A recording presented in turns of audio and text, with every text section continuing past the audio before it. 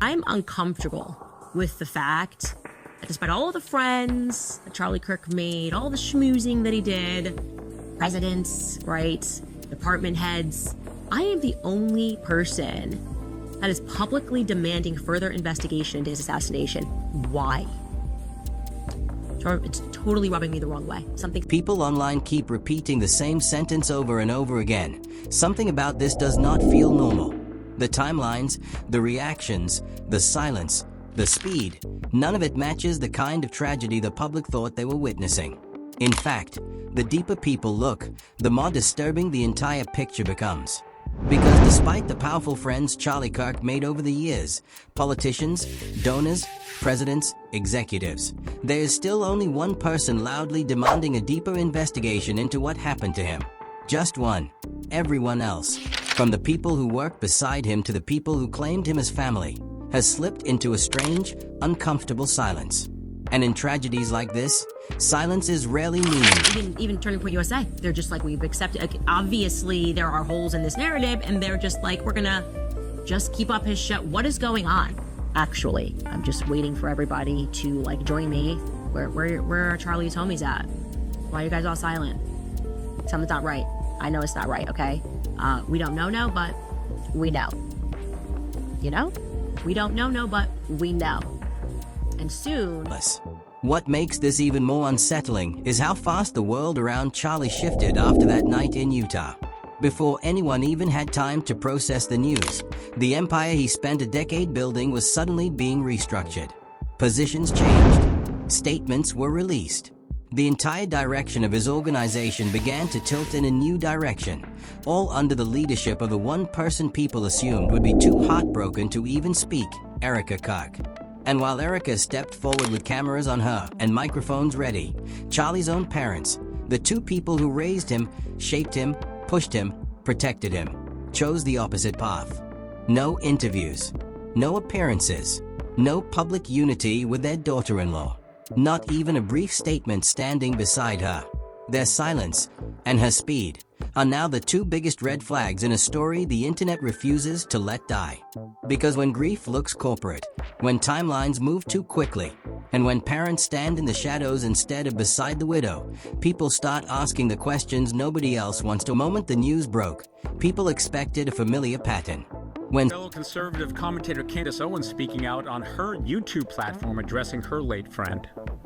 But I don't want today to be about anything other than you guys knowing that Charlie really was an amazing person. You know, he was like, we were really close. And he was my best friend and my brother. And I will never unsee the footage of what I... Someone with Charlie Kirk's influence passes suddenly, the public usually sees a wave of unity. Friends step forward. Colleagues stand together. And above all, the family becomes the center of everything, speaking, guiding, grieving openly. But that never happened here. Instead, something far stranger unfolded, something that left viewers with a strange chill they still can't shake. Charlie's parents, Robert and Kimberly, vanished into complete silence. Not the quiet grief that families sometimes keep for privacy. Not the controlled, limited statement you would expect from high-profile parents processing a loss in the public eye. This was a silence so absolute, so intentional, and so prolonged that it immediately stood out, especially when compared side by side with the non-stop visibility of Erika, the new public face of Turning Point USA. Everyone knew who Robert Kirk was. He wasn't some unknown dad from the suburbs. He was a respected architect, a man who helped design one of New York's most recognizable skyscrapers. Colleagues described him as precise, disciplined, ambitious, a man who didn't shrink from pressure or disappear when leadership was needed. And Kimberly wasn't the type to retreat from chaos. Turning Point USA, headquartered in Phoenix, Arizona, has just announced that Erika Kirk has been elected the new CEO and chair of their board. That organization has explained it this way on X. In prior discussions, Charlie expressed to multiple executives that this is what he wanted in the event of his... She had built a career in a field that required emotional steadiness, logic, and clarity, first in Chicago's trading world, then in mental health services. If anything, people who knew the family used the same word for her again and again: grounded. So when the world waited for a statement, some expression of grief, gratitude, or unity, nothing came. No press conference, no heartfelt post, no joint appearance with Erika, not even the simplest thank you for your prayers. And in an era where even ordinary families speak publicly during tragedy, the Kirk's complete silence hit harder than anyone expected. Supporters began asking the same question: why aren't they standing beside Erika? Why does it feel like there's distance instead of unity? The silence stung even more because of who Charlie was. He wasn't a distant son, disconnected from his family. He often credited his parents for his discipline, his values, his sense of direction. He spoke of them with respect and admiration. They were present at milestones, supportive of his rise, and proud of the empire he built. So why, at the moment the world was watching, did they vanish? The answer wasn't clear, but the timing made everything feel suspicious. Because while his parents stepped back, Erika did the opposite. She stepped forward everywhere, almost immediately. Interviews, podcasts, public statements, appearances, organizational updates. The widow wasn't grieving quietly. She was taking control faster than anyone expected. For many, her speed was shocking. For others, it was unsettling. But what it definitely did was magnify the parents' absence. People began noticing small details that normally wouldn't matter, but suddenly felt significant. At gatherings where families typically stand together, Robert and Kimberly reportedly stayed separate, distant, almost observing instead of participating. At the funeral, one attendee described the atmosphere as emotionally mismatched, as if the room was split between two very different ways of grieving: silent heartbreak on one side, public messaging on the other. And then there was the body language. Anyone who has ever watched a family navigate grief knows what unity looks like: standing close, touching shoulders, supporting each other physically because the moment feels too heavy to carry alone. But witnesses claimed the opposite. The parents appeared withdrawn, quiet, somber, while Erika seemed focused, composed, almost managerial. It wasn't wrong. It wasn't illegal. It was just off, different, out of sync with what people expected from a young widow and her in-laws. Then something even more noticeable happened. Normally, when parents approve of a... He knew that evil wins when good people stay silent. And so for the rest of my life, I will make sure that I don't stay silent. I'll keep speaking the truth, no matter the cost. No matter the cost. Leadership transition, especially one as massive as taking over a multi-million-dollar conservative powerhouse. They stand beside the new leader. Even if briefly, even if quietly, they offer a symbolic gesture of support. A small moment that says we're with her. But Robert and Kimberly didn't stand with Erika at all. Not once. Not publicly. Not even in a polite, photo-ready way. And the internet took note. Questions began appearing everywhere. Why aren't his parents supporting Erika?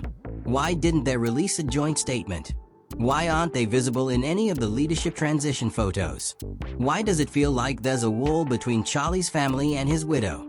Some people believed the parents were simply shattered, too heartbroken to speak. Others argued that silence is its own message, especially when powerful people choose it deliberately. The family had the connections, the resources, the influence. They could have stepped forward at any time. But they didn't. And then came the deeper speculation. Because Robert and Kimberly weren't just silent, they were absent from everything connected to the new direction of Turning Point USA.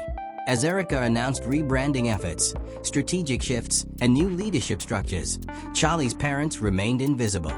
To some, it looked like respect. To others, it looked like disapproval. It didn't help that longtime supporters knew something else. Robert Kirk was not the kind of man who stayed quiet if he believed something was wrong. And Kimberly was not the type to vanish if she thought her son's legacy was being mishandled. Their disappearance wasn't normal. It was deliberate. Even friends close to the family whispered the same uneasy sentence: their silence says more than words. This wasn't just emotional withdrawal. It was a choice, a boundary, a distance. And that distance only doubled when Erika's public presence intensified. Interview 243, 308. Because as the parents stayed quiet, Erika became louder. More interviews, more announcements, more sudden involvement in Charlie's projects. She spoke about Charlie's dreams, Charlie's legacy, Charlie's mission. Yet she stood alone, without the family at her side. Grandfather's rifle from World War I and doesn't have a serial code. Okay. Interesting. Okay. Why? Wait. Why are you using such an old gun? Like, that's kind of crazy. Like, is it possible that an old gun can be that accurate? If you have a gunsmith and they work on it, yeah, it's totally possible. You have a really good gunsmith and he sets, if you're like a nostalgic person, you like driving an old car, you could bring it to a mechanic, they could redo the brakes. Sure. So if you had a good gunsmith and he took a look at that and the action was true and, you know, the bore is good, you know, yeah, you could conceivably shoot with a gun for hundreds of years, right? Viewers noticed how she carried herself, too. The tone wasn't soft, broken, or overwhelmed. It was steady, organized, polished. Almost too polished for someone navigating a sudden personal tragedy while also leading a national movement. And that contrast, silent parents, visible widow, became the first major fracture in the public narrative. Eventually, people began comparing Charlie's past statements with the new direction Erika was taking. They noticed differences in tone, in vision, in priorities. But what bothered viewers most wasn't the change. It was that Charlie's parents didn't appear anywhere to endorse or guide it. As the days passed, the questions grew heavier. If Erika's takeover was smooth and properly planned, why didn't the parents speak? If Charlie had discussed succession with her, why didn't his family confirm it? If everything was aligned, why did it look like the people closest to Charlie were the farthest from the decisions being made? The silence felt like a missing puzzle piece, the kind that forces the entire picture to look suspicious no matter how cleanly the rest of the pieces fit. And that's when many supporters started to believe the same thing. The parents weren't stepping back because they were grieving. They were stepping back because they didn't want to be part of what was unfolding. The more the public analyzed their Necessarily go bad. Right, they don't expire. Right, and especially because all the stuff, like the trigger and the action and all that different stuff is replaceable, so you can just like, it's compartmentalized, it's components. That's the other thing. They said that he took it apart and then put it back together again. Shut the fuck up. Do you know how much time it would take to do that if you were highly skilled? To disassemble a gun. To disassemble a rifle so that you can get it in a backpack. And by the way, not gonna fit. Not gonna fit. In a backpack. And then somehow or another reconnects it once he gets off the roof? What? absence, the more the questions multiplied. Some wondered if private disagreements occurred behind closed doors. Others believed the family didn't approve of Erika's rapid rise. And some feared the truth was something deeper, something nobody in the family wanted to publicly acknowledge yet. And in that silence, unnerving, heavy, unusual, Section 1 ends with the same chilling thought growing online. The parents didn't just disappear. They stepped aside on purpose. Interview 423-448. To understand why the silence around Charlie's passing feels so unsettling, you have to go back to the exact moment everything shifted. Not the headlines, not the statements that came later, but the night itself. The night that turned a routine college appearance into a national mystery. September 10th, 2025.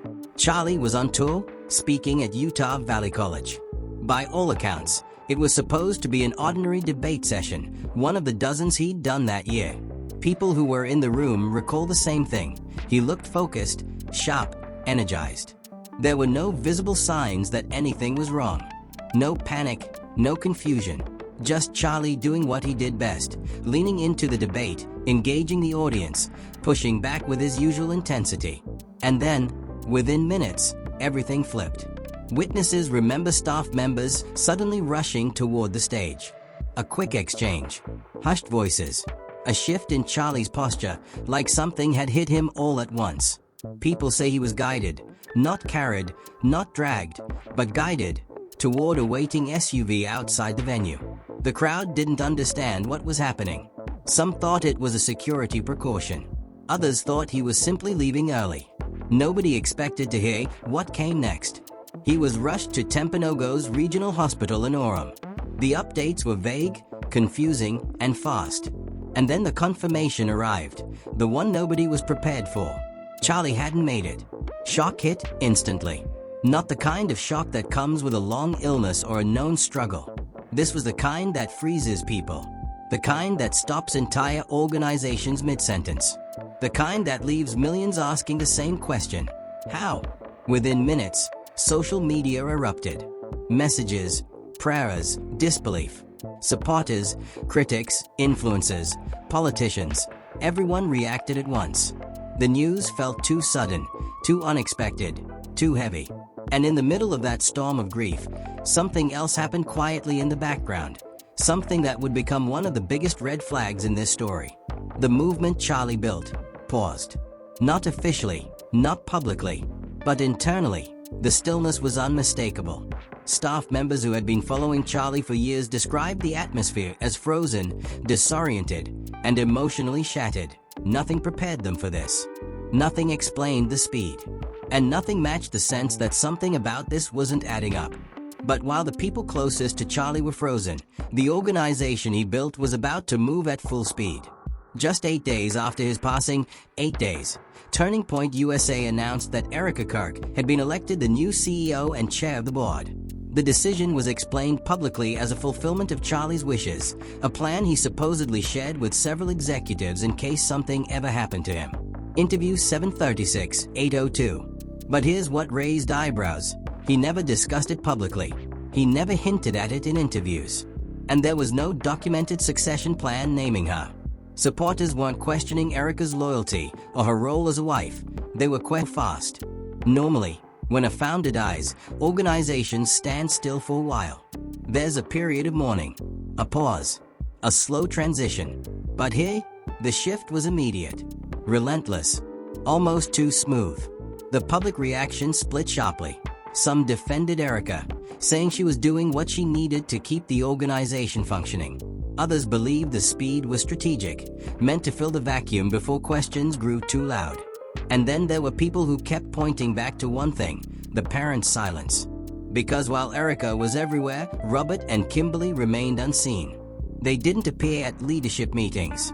They didn't endorse the new direction. They didn't stand beside Erika during announcements. And for many supporters, that absence didn't feel like coincidence. It felt like tension. It felt like distance. It felt like a quiet disagreement nobody was talking about. Things only got stranger at Charlie's funeral. According to people who attended, the emotional atmosphere was almost divided. Erika appeared composed, structured, focused. She spoke to staff, coordinated details, answered calls. Meanwhile, Charlie's parents stood quietly, leaning on each other, visibly devastated. Some witnesses described the entire scene as cold, misaligned, or emotionally out of sync. The air felt heavy, tense, different. Once again, not wrong, not illegal, just unmistakably unusual. And that is where public suspicion began to cement itself. Not because of what people saw, but because of what they didn't see. No warmth between the widow and the parents. No unity. No shared grief. No signs that they were navigating the loss together. Interview 1217-1252. In political and public families, unity is often emphasized, even when it's strained. But here, the lack of unity wasn't hidden. It was visible, undeniable. And that visibility made people wonder if Charlie's parents were choosing distance for reasons nobody wanted to address publicly. The transition wasn't just fast, it looked planned, prepared, organized. And the parents seemed determined not to participate in it. But the story didn't stop with the silence of the parents or the speed of the transition. Because as days turned into weeks, something even more unsettling happened. The investigation itself began changing just as quickly as the organization. And that's where Section 3 begins, where the night of the tragedy turns into a series of unanswered questions, conflicting statements, and a swirl of online theories that refused to fade away. As the days passed, people expected more transparency, more official statements, and more clarity about what happened that night. Usually, in cases involving public figures, investigations move quickly. Details are shared. Timelines are clarified. Officials answer questions. But hey, the opposite happened. Instead of answers, the public got silence, fragments, and confusing updates that only deepened the suspicion already growing online. The first thing people noticed was how strangely the timeline unfolded. Details didn't come out in a clean, consistent order. Some reports contradicted earlier statements. Other information seemed to appear suddenly, without explanation. Supporters started comparing clips, screenshots, and even old interviews, trying to piece together the truth when no one in power seemed to be offering it. And while viewers were trying to make sense of the chaos, something unexpected happened. The investigation itself slowed down. Not gradually, not due to lack of evidence. It just went quiet. The same officials who were active during the first 24 hours stopped giving updates. The questions the public kept asking weren't answered. No new press conferences. No detailed explanation. No step-by-step breakdown of that night. The kind of thorough transparency people expected simply didn't show up. The silence from authorities felt familiar. It mirrored the silence from Charlie's parents. And now that same silence seemed to be creeping into the investigation. In tragedies like this, silence becomes a pattern that people can't ignore. But Erika's activity was the opposite of silence. While the investigation grew still, she grew louder, more present, more polished. And this contrast is what made the public uneasy. It felt like the two halves of the story were moving in completely different directions, one freezing, the other speeding forward. And the internet noticed. Hashtags began trending, especially #Utah cover-up, which took on a life of its own.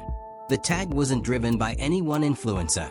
It was driven by thousands of ordinary viewers who felt the official story wasn't matching the behavior they were seeing. Clips of inconsistencies circulated everywhere. People pointed out how fast decisions were made, how quickly leadership changed, how the organization was rebranded before the public even had time to breathe. And right at the center of this wave of speculation was the most confusing detail of all. Erika wasn't acting like someone unsure about the future. She wasn't stopping, reflecting, or waiting for clarity. She wasn't showing signs of someone overwhelmed by grief or shock. She was moving forward, strategizing, planning, announcing, attending events. People said it felt like watching someone skip the grieving stage altogether. Normally, after losing a spouse, especially suddenly, people retreat. They step back. They take time. But in this story, the reactions were reversed. The people closest to Charlie were quiet, while the person standing at the top of the organizational pyramid was accelerating. And then came the TikTok clip that went viral overnight. A creator made a simple side-by-side video. On one side, footage of Charlie speaking about his dream, his values, his vision. On the other side, clips of Erika announcing new goals, new directions, new leadership structures, just days after his passing. The contrast was so jarring that the video spread across platforms instantly. Thousands of comments asked the same question: why does the future look so different from the past? And still, nothing from Robert and Kimberly. Not even a repost. Not even a nod of agreement or disagreement. Their silence was so absolute that it turned into a character of its own in this story. The next big moment came from reports of Charlie's funeral. Multiple people who attended described something that didn't sit right. They claimed the atmosphere was heavy, distant, and emotionally fractured. While Charlie's parents stood together quietly, visibly devastated, Erika appeared calm and almost businesslike. A few attendees even suggested she seemed more focused on managing responsibilities than grieving her husband. Again, none of this was proof of anything. None of it was wrongdoing. It was just mismatched energy at a time when unity would have made sense. And those mismatched energies kept showing up again and again in the days that followed. Because as the public watched the aftermath unfold, a narrative began to form, not from officials or insiders, but from patterns people saw with their own eyes. Pattern 1. The investigation slowed down too quickly. Pattern 2. Erika's leadership accelerated too quickly. Pattern 3. The parents' silence remained constant and unbreaking. And that mix, quiet investigation, loud leadership, silent parents, became the fuel for every unanswered question. As Erika continued appearing publicly, viewers began analyzing everything she said. Every phrase, every tone, every moment that looked slightly off became material for online discussions. One particular phrase sparked more attention than anything else. During a live interview, Erika stated she was ready to continue Charlie's work in her own way.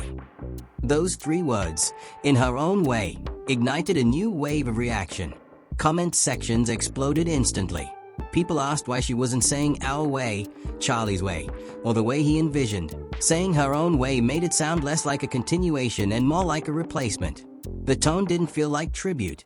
It felt like transition. And once again, the silence of the parents made those 3 words feel heavier. Because if Charlie's own family didn't publicly support the direction Erika was taking, how could viewers be expected to accept it without question? Then came the photos. Pictures of Erika attending high-profile events, wearing designer gowns, smiling, networking, speaking on panels, just weeks after the tragedy. It wasn't that attending events was wrong. It was the timing, the speed, the lack of emotional distance, and the absence of the family beside her. For many supporters, it felt like watching 2 different universes. One where grief was raw and quiet, another where the spotlight never dimmed. The criticism grew more intense when whispers emerged that longtime staff members, people who had worked with Charlie for years, were suddenly let go. No explanation, no public announcement, nothing. In their place appeared new hires with backgrounds closely aligned to Erika's vision. That, combined with the rebranding efforts, made the story feel less like a natural leadership shift and more like a controlled reset. But the biggest shift happened when commentators and public figures started speaking up. Candace Owens became one of the first high-profile voices to hint that the public wasn't hearing the full story. She didn't point fingers. She didn't blame anyone. She simply suggested that powerful forces might have shaped what people were told. She implied that some details felt incomplete, inconsistent, or too clean. Then Joe Rogan weighed in. He questioned the logistics of the weapon used, the skill required, and the timeline surrounding the suspect. He didn't accuse anyone. He just asked questions. But those questions resonated because they were the same questions millions of viewers were already asking. How could everything about that night fall into place so perfectly and so quickly? And just like that, what began as scattered online speculation turned into a national conversation. Meanwhile, the investigation remained still. No new updates. No detailed clarifications. No release of full forensic reports.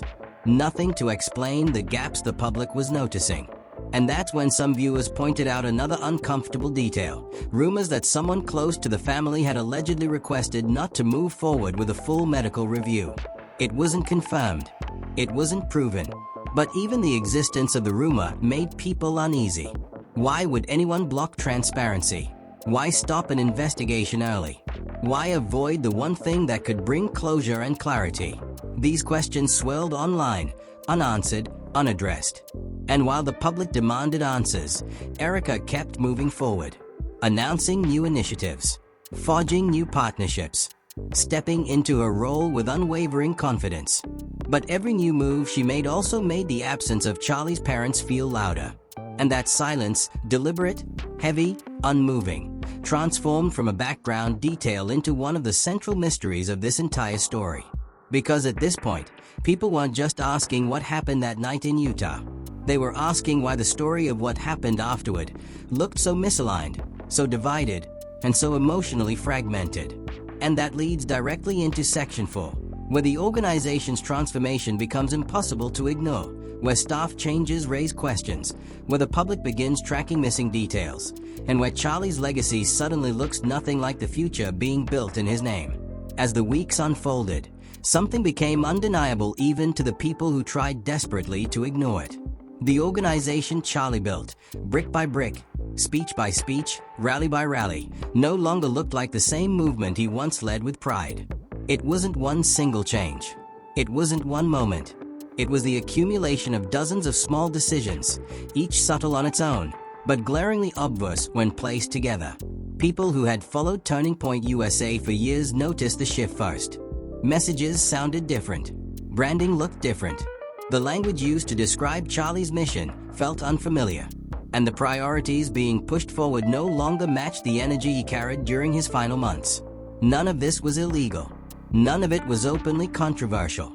It was simply different. And that difference is what made supporters uncomfortable. The first major red flag came from content changes. Viewers scrolling through old playlists realized that certain videos featuring Charlie, ones that had millions of views, ones that defined the movement, had disappeared quietly. Not all of them, not in an obvious way, but enough to make longtime followers pause. Some of the most raw, emotional speeches he had given, gone. Certain explosive debate clips, gone. Older interviews where he spoke about the future he envisioned for the organization, gone. Replaced with what? Clips of Erika discussing growth, renewal, and leadership. Press appearances highlighting her new vision. Polished segments about Turning Point USA's next chapter. That phrase, next chapter, became a point of debate in itself. Some supporters welcomed the idea of progress. Others felt it was too soon, too sudden, too detached from the man they were still mourning. And once the screenshots of missing content began spreading online, it was impossible to stop the wave of commentary that followed. One user wrote, "It feels like Charlie is being erased piece by piece." Another replied, "This isn't honoring him, this is rewriting him." And yet another asked the question that hovered above every other, if this is the future Charlie wanted, why aren't his parents supporting it? While digital traces faded in the background, the real-world structure of the organization was shifting just as quickly. Rumors began circulating that longtime staff members, people who had been with Charlie from the early days, who understood his rhythm, his stress, his vision, were quietly let go. Some were replaced within days. Some positions were reorganized. And some departments were reportedly handed to individuals with different backgrounds, different priorities, different alliances. None of this was confirmed officially, but viewers, former volunteers, and even anonymous ex-staff members shared similar experiences online. It didn't feel like a gentle, respectful transition. It felt like a controlled reset. Sudden, sharp, planned. What made everything feel even more disjointed was the fact that the new hires didn't reflect Charlie's inner circle. These weren't familiar faces. They weren't the people seen at his rallies, backstage at his speeches, or working beside him at events. They were new, unknown, and, according to online speculation, handpicked by Erika's inner network. And that network seemed to grow more visible each day. At events, photos began appearing of Erika, surrounded by a new set of advisors. People described the energy as political, strategic, and corporate, compared to the grassroots, high-energy vibe Charlie was known for. The faces beside her were polished, media-ready, aligned with her tone. And yet, Charlie's parents still weren't one of those faces. No attendance, no quiet nods of approval, nothing that suggested they were involved in or even informed about these sweeping changes. The question kept echoing through every discussion. If this was truly the direction Charlie intended, wouldn't his parents be part of it? The confusion deepened during an interview where Erika outlined a long-term strategic vision for Turning Point USA. Her tone was calm, confident, precise, almost corporate. But viewers couldn't help noticing how different the message sounded from Charlie's own words. Where he spoke with fire and urgency, she spoke with structure and polish. Where he pressed for accountability, she spoke of adaptability. And where Charlie talked about preserving American values, Erika emphasized organizational renewal. Not bad, not wrong, just undeniably different. And so supporters began pulling old speeches of Charlie's to compare. They heard him describe leadership as something earned through fire, something built through pressure, something never handed over without proving you're ready. These clips circulated widely, often side by side with new footage of Erika stepping confidently into the role with little visible hesitation. The mismatch stung. It didn't matter whether people liked Erika or not. It was the speed and the contrast that hurt. One moment, Charlie was the voice of the movement. The next, he was a memory being discussed in past tense while new branding quietly took his place. But the moment that truly changed things came from a detail buried in public corporate filings. Independent researchers online dug through updated records and found entries listing Erika as the sole acting executive within days of Charlie's passing. The speed of the filing shocked viewers, not because it was wrong, but because it was so fast, so complete, so ready. Some commenters said it looked like the paperwork was prepared beforehand. Others argued it was simply efficient leadership. But the timing made the public uneasy, especially paired with the lack of transparent investigative updates from authorities. And still, through all of this, the parents remained unmoving in their silence. Not a single statement supporting the changes. Not a single appearance at leadership events. Not a single joint message standing beside Erika. The silence became symbolic, not just absence, but distance. A line drawn without words. And then something happened that pushed many supporters over the edge. Photos surfaced of Erika at high-profile galas and networking events. She looked polished, smiling, fully immersed in conversations with influential people. These events had nothing to do with Charlie's legacy, nothing to do with healing, nothing to do with memorializing his work. They were industry gatherings, fashionably lit, full of luxury, filled with people who had no connection to the emotional upheaval supporters were still processing. And once again, the contrast burned.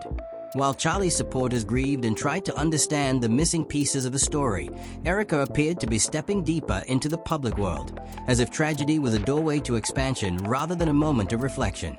Critics called it tone-deaf. Supporters called it confusing. Others said it felt performative.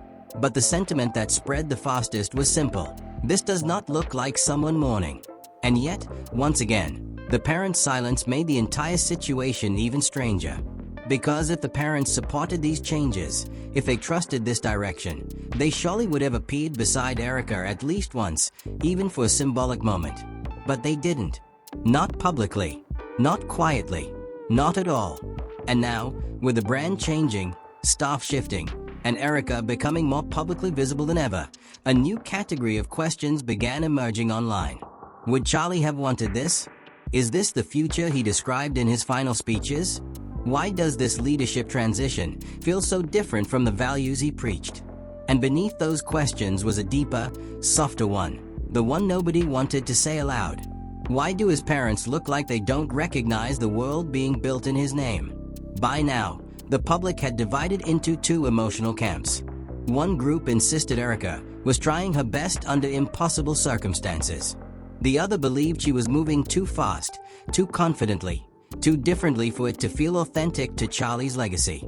But no matter which side people stood on, everyone agreed on one thing. The story unfolding in front of them didn't match the clarity and unity people expected.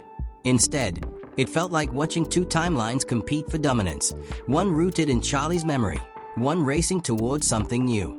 And somewhere between those timelines sat a family whose silence spoke louder than any interview ever could.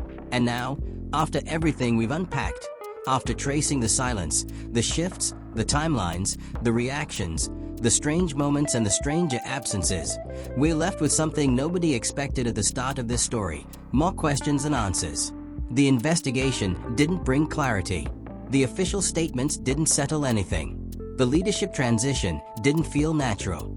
And the silence from the people who mattered most still hangs in the air. Maybe someday someone will step forward and explain the gaps. Maybe someone will address the things nobody wants to talk about. Maybe the parents will speak. Maybe the truth will feel less complicated than it does right now. But until then, the public keeps watching, keeps questioning, keeps refusing to let this story fade quietly into the background. Because when timelines move too fast, when leadership shifts too neatly, when grief looks rehearsed instead of real, and when the family's silence feels heavier than any spoken word, people don't forget. They pay attention, closely. So if you've made it this far, if you're someone who refuses to accept the surface-level narrative, if you're someone who believes that real stories deserve real answers, then make sure you stay with us. Drop your thoughts in the comments.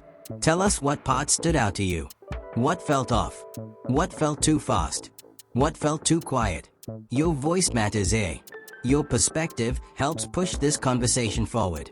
And the more people speak up, the harder it becomes for these unanswered questions to stay buried. So hit the like button, subscribe if you haven't already, and share this video with someone who's been following this case closely. The more eyes on this, the more pressure there is for transparency, honesty, and real clarity. Because this story isn't over. Not even close. And until the missing pieces make sense, we're not stopping either.